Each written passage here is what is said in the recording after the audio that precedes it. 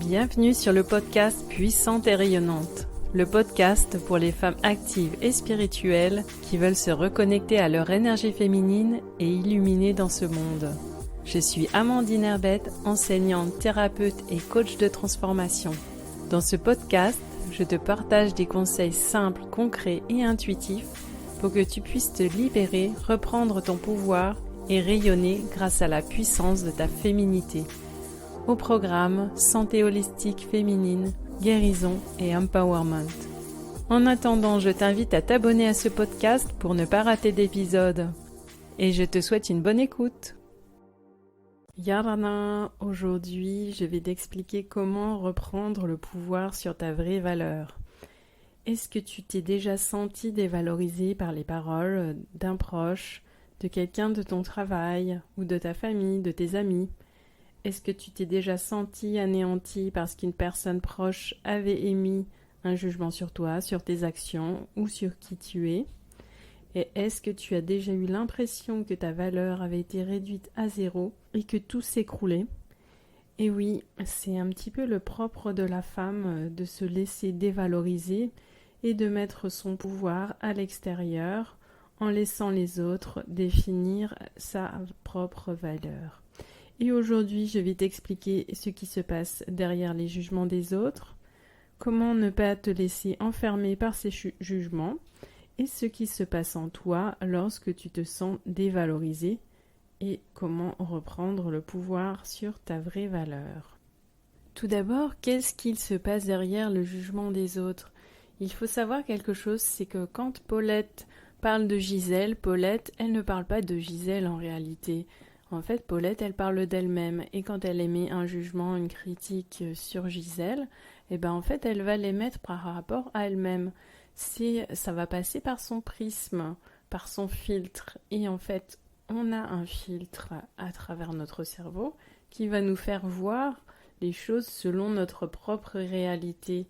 Et si Paulette voit tout en noir, elle va voir que les choses noires autour d'elle, et bien sûr, elle va attirer aussi également les comportements noirs qui sont de la part de cette Gisèle.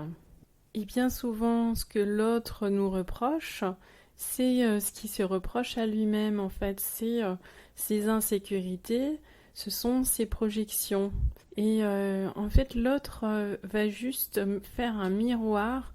Et bien souvent, ce qu'on reproche aux autres, c'est ce qu'on reproche à nous-mêmes. Et l'inverse est vrai aussi, c'est quand vous voyez une belle qualité chez les autres, c'est que potentiellement, elle est en vous aussi. Donc ça, c'est une bonne nouvelle. Donc si moi, par exemple, je commence à te critiquer en te disant « tu n'es pas capable de t'occuper d'enfants » ou « tu ne seras pas capable de t'occuper d'enfants si tu en as », c'est probablement qu'en moi, il y a cette insécurité et que finalement, c'est moi qui n'en ai pas capable. Ou alors, si je te dis que ça va être compliqué si tu fais tel projet, c'est probablement mes propres insécurités. Ou alors, si je te dis que quand tu vas faire cette compétition de course à pied, tu vas te faire battre par tout le monde parce que c'est une course difficile, c'est probablement mes propres insécurités aussi. Ou alors, c'est probablement que dans mon enfance, on m'a dit des choses dévalorisantes et moi, je les reporte sur les autres parce que je vis dans un climat d'insécurité à l'intérieur de moi.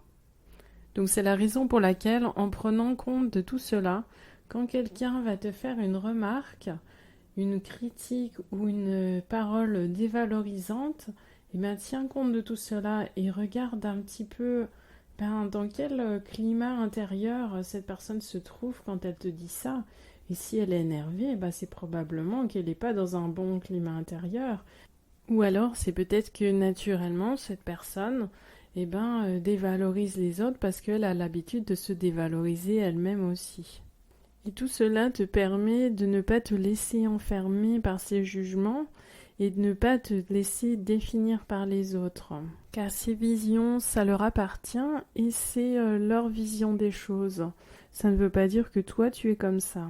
Par contre, ça n'enlève rien au fait de se remettre en question par rapport à son comportement vis-à-vis des autres, mais si c'est fait avec des critiques positives et constructives et que ce n'est pas des paroles qui sont dites sous la colère ou sous les émotions fortes, bien entendu. Qu'est-ce qui se passe en toi lorsque tu te sens dévalorisé? Bien souvent, ça vient toucher des parts en toi qui sont blessées. Et ce sont des choses que tu as vécues dans ton enfance ou alors dans le passé.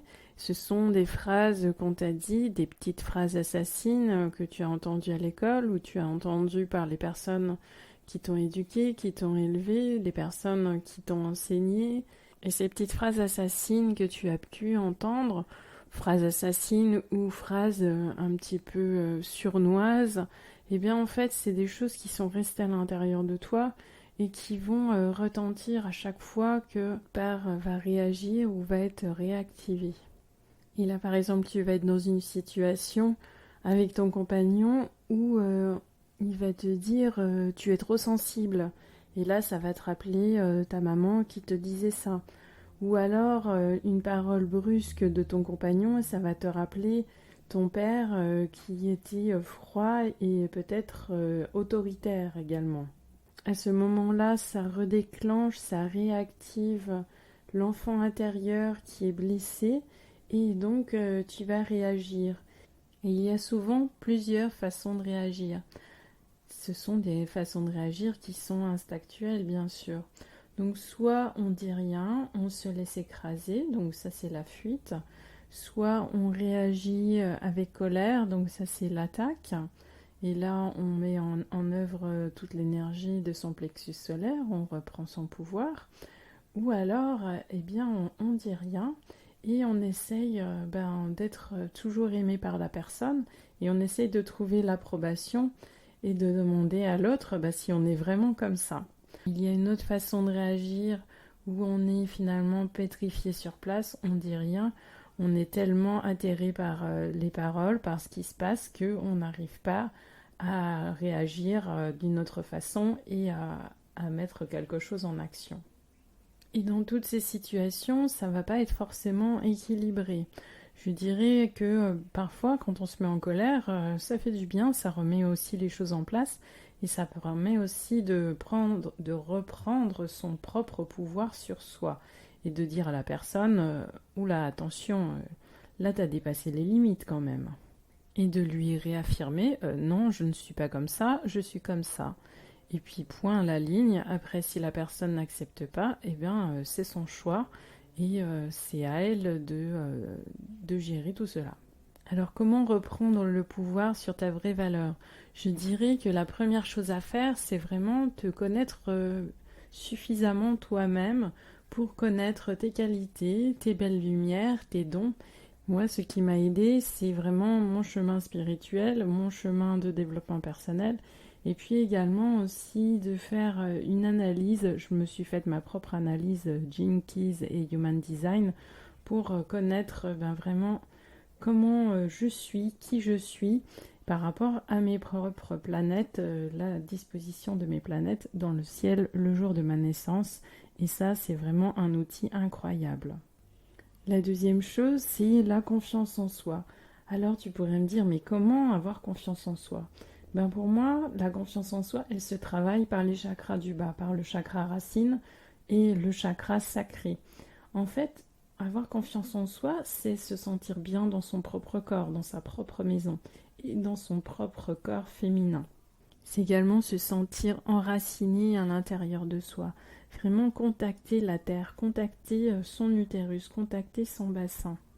Et arrêter de déserter cette partie du corps, cette partie où la plupart des femmes, ou beaucoup de femmes, ont mis une croix dessus sur son centre, sur son bassin, sur son utérus, ses ovaires, ses organes sexuels. La troisième chose, c'est de rester centré sur ce que tu veux dans la vie. Tu as une grande vision, tu as des objectifs pour ta vie, tu as des projets, reste centré. Et en fait, en restant centré, ça veut dire quoi? C'est de rester dans son centre, donc dans son ventre. Et place ces petites graines à l'intérieur de toi et fais-les grandir, quoi qu'il se passe. Et quoi que les gens disent, finalement, tu peux prendre cela comme des challenges par rapport à ce que les gens peuvent dire sur toi, Et il faut savoir que toi, quand tu as des grands projets comme ça, quand tu vas vers l'avant, eh ben, ça va toujours déranger des personnes qui, eux, ne passent pas à l'action. Donc, ça, c'est normal. Donc, vraiment, prends cela comme des challenges et reste centré sur ta grande vision, sur ce que toi, tu es.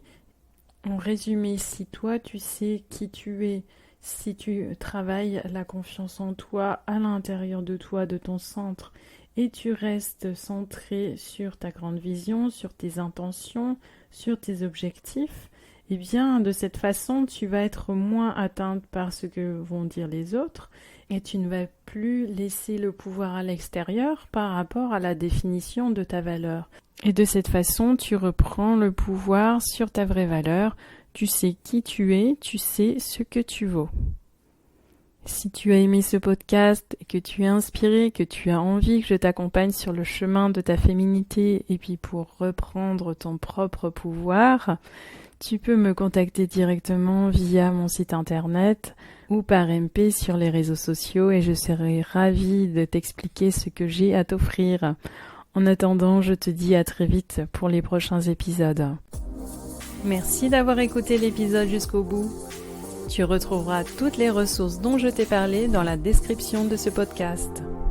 Si tu veux aller plus loin, rejoins mon programme Vibrant Hine, un programme mensuel qui te permet de te sentir pleinement femme, libérer tes blessures et exprimer ta véritable essence féminine. Crois en ta valeur, en ta féminité et en ton pouvoir. Tu es une femme puissante et rayonnante.